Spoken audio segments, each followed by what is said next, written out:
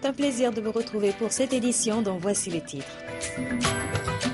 Troisième phase des pourparlers inclusifs intermaliens à Alger. Les documents de synthèse sont également à disposition des facilitateurs pour la suite des négociations qui ont débuté officiellement hier. Et en matière de lutte contre Ebola, l'OMS est sur le point de tester 2 nouveaux vaccins contre la maladie, une livraison en provenance du Canada.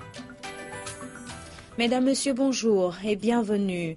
Les rideaux se sont fermés sur la célébration du 20e anniversaire de l'UEMOA au Burkina Faso.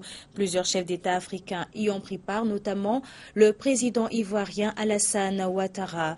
Et ce dernier a profité de l'occasion pour échanger avec l'ancien ministre français de l'écologie, des discussions sur l'accès à l'électricité en Afrique.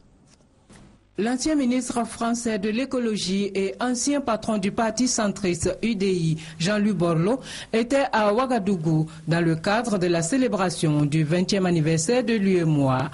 L'occasion pour lui de faire la promotion de sa fondation pour l'accès à l'énergie en Afrique. Jean-Louis Borloo n'a pas manqué de venir présenter ce projet ambitieux au président de la République, Alassane Ouattara. Je porte un grand projet pour qu'il y ait 100% d'électricité pour toutes les familles en Afrique, avec des financements internationaux européens. Et évidemment qu'il faut que les grands leaders, et notamment le président Ouattara, qui est lui totalement convaincu par tout ça, porte ça. C'est la grande voix de l'Afrique. L'idée, c'est vraiment d'apporter de la lumière dans toutes les familles d'Afrique et permettre d'un développement et une croissance plus rapide. Voilà, donc j'étais très heureux d'échanger avec le président Ouattara. L'électricité partout et pour tous en Afrique est, selon Jean-Louis Borloo, un facteur déterminant pour la croissance et la stabilité en Afrique. La nuit dernière a été plutôt mouvementée à Ouagadougou. Une centaine de manifestants ont bloqué le trafic sur la principale route du pays, reliant Ouagadougou à Bobo-Dioulasso. Ces derniers ont dressé des barricades et brûlé des pneus dans le but de tout paralyser. Leur message est qu'ils sont contre une nouvelle candidature de Blaise Compaoré à la présidentielle de 2015. La troisième phase des pourparlers intermaliens s'est ouverte ce mardi à Alger. On note la présence de l'ensemble des parties concernées. Les délégations attendues à Alger pour cette troisième phase des pourparlers intermaliens ont enfin toutes pu regagner la capitale algérienne, permettant du coup la tenue ce mardi de la cérémonie inaugurale de ce troisième round de négociations. Celui qui verra l'équipe internationale de médiation présenter aux parties une synthèse de leurs offres de paix à travers un document que l'on considère ici comme un avant-projet d'accord global et définitif. Le document qui a été soumis aujourd'hui permet la réflexion. Des échanges. De cette réflexion, de ces échanges, nous irons vers une autre étape. Et cette étape-là sera l'étape réelle de la préparation vers un accord de paix. Mais plus que l'accord, c'est bien le contexte dans lequel s'ouvrent les négociations qui préoccupent les acteurs. Elles interviennent en effet sur fond de suspicion après les affrontements entre communautés du Nord dans lesquelles la coordination MNLA CUA-MAA pointe un doigt accusateur sur ce qu'elle appelle une milice pro-gouvernementale.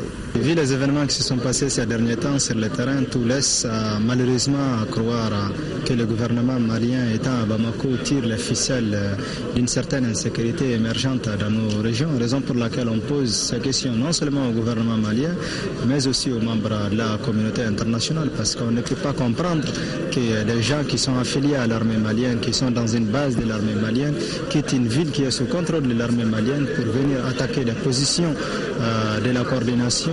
Et de l'autre côté aussi, on ne voit aucune condamnation ferme et réelle de la part du gouvernement. Vous savez très bien comme moi que les soldats maliens, l'armée malienne n'est nullement impliquée dans les affrontements qui se tiennent et nous avons publiquement condamné ces affrontements et nous souhaitons que toutes les parties prenantes respectent les engagements qui ont été pris. Aux affrontements entre communautés, il faut ajouter l'insécurité grandissante et les attaques terroristes contre les forces onusiennes. L'ONU qui a récemment tiré la sonnette d'alarme demandant aux groupes armés plus d'implication dans la lutte contre le terrorisme. Hors du continent africain, on continue de s'interroger sur le sort des 43 étudiants mystérieusement disparus le 27 septembre dernier.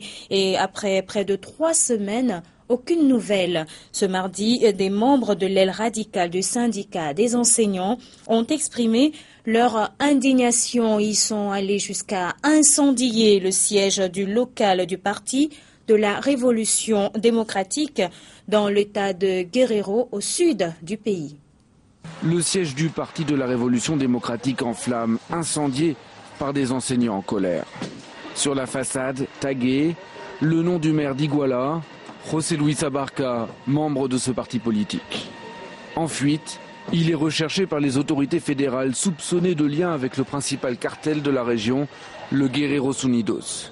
Sa responsabilité dans l'enlèvement de 43 étudiants fin septembre est mise en cause. Selon des témoins, ils ont été emmenés de force le 26 septembre dernier dans une action conjointe de la police municipale et des membres d'un gang. Depuis, plusieurs fosses communes ont été découvertes dans la région, laissant craindre le pire, mais à chaque fois les analyses ADN se révèlent non concluantes. Samedi dernier, les autorités ont voulu montrer que l'enquête avançait, affirmant avoir arrêté le chef présumé du Guerreros Unidos. Mais la population, elle, attend le retour des étudiants. Les manifestations se succèdent, exemple ici mardi à Tixla. À chaque fois, la foule brandit les photos des disparus. Une organisation des droits de l'homme met en cause la bonne volonté des autorités locales. On voit bien que les institutions publiques ne fonctionnent pas, que ce soit dans la prévention des crimes ou surtout aussi dans leur résolution, comme le montre la disparition des 43 étudiants et les 6 meurtres commis lâchement le 26 septembre. Il y a quelques jours, lors d'une autre manifestation, des étudiants et des enseignants avaient incendié le siège du gouvernement d'État du Guerrero. Depuis, le gouvernement fédéral a pris le contrôle de l'enquête. Il promet une récompense de $100 000 aux personnes qui pourraient fournir une information permettant de retrouver les disparus. Le nouveau Premier ministre irakien Haïdar al-Abadi poursuit son séjour en Iran. Il a choisi de se rapprocher de son voisin iranien pour conjuguer leurs efforts afin d'être plus forts et ainsi venir à bout de l'État islamique. Par ailleurs, les violences contre les disciples d'Ali se poursuivent. Ce mardi, au moins 12 personnes ont trouvé la mort dans 2 attentats à la voiture piégée au nord-est de Bagdad. La situation à Kobané est plutôt embarrassante. Une cargaison contenant des armes, des munitions, du matériel médical a été parachutée par la coalition internationale aux combattants kurdes. Malheureusement, l'une d'entre elles a plutôt atterri sur un territoire possédé par les djihadistes de l'État islamique. Sur cette vidéo postée sur Internet par l'organisation de l'État islamique, un homme masqué fait l'inventaire de ses armes et munitions. Une cargaison pour le moins inattendue. Ce sont des grenades. Des grenades larguées par les forces américaines. Dieu soit loué, c'est un butin pour les moudjahidines. Dans la nuit de dimanche à lundi, pour la première fois, des avions de la coalition ont parachuté du matériel militaire et médical aux combattants kurdes de Kobané. Une des cargaisons serait en fait tombée dans un secteur contrôlé par l'organisation de l'État islamique. Une situation très embarrassante pour Washington. Nous savons qu'un paquet n'est pas tombé dans les bonnes mains. La grande majorité des cargaisons est envoyée aux bons endroits, mais un paquet ne l'a pas été. Et justement, sur la vidéo diffusée par les djihadistes, c'est cette cargaison que le Pentagone tente d'identifier. Ce ne seraient pas les premières armes américaines qui atterrissent aux mains de l'organisation de l'État islamique. Ils en ont saisi une grande quantité lorsqu'ils ont pris le contrôle de Mossoul en juin dernier.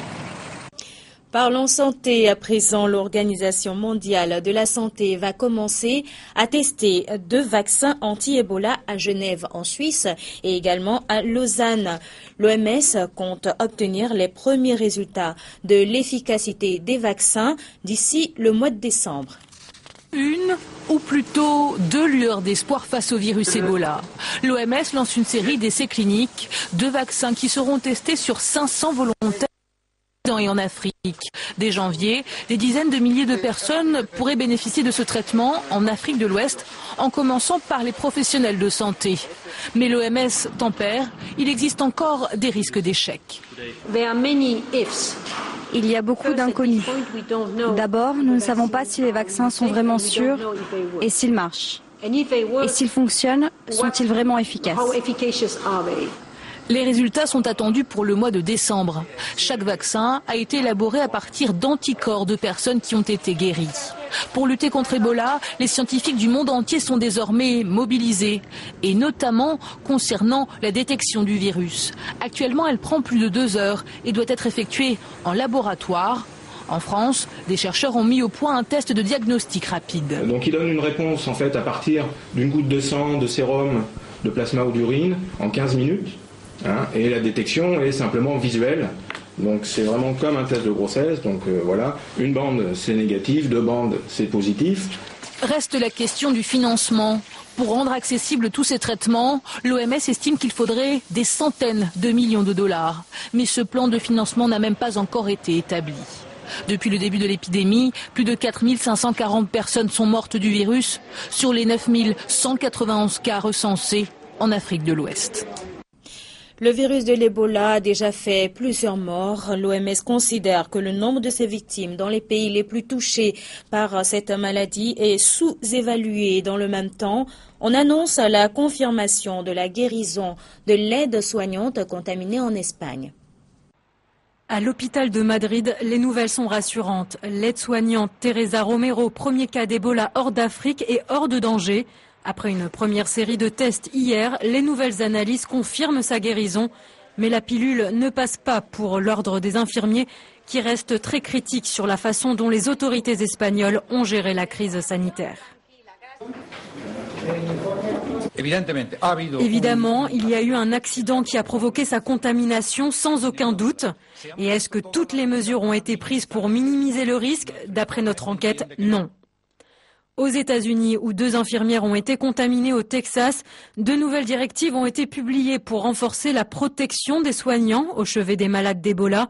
La tenue ne devra montrer aucun morceau de peau et un masque couvrant jetable remplacera les lunettes.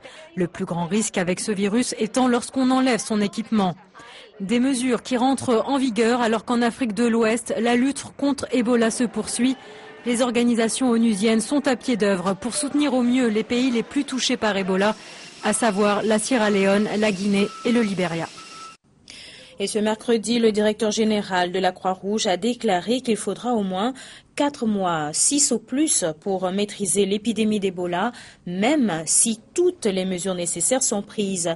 Et on annonce à Conakry en Guinée que $10 000 vont être versés à chacune des familles des agents de santé victimes d'Ebola. Information confirmée ce mardi par le coordinateur national guinéen de la lutte contre Ebola. C'est la fin de cette édition. Merci à vous tous de l'avoir suivi. Très bonne suite de programmes sur Africa Télévision.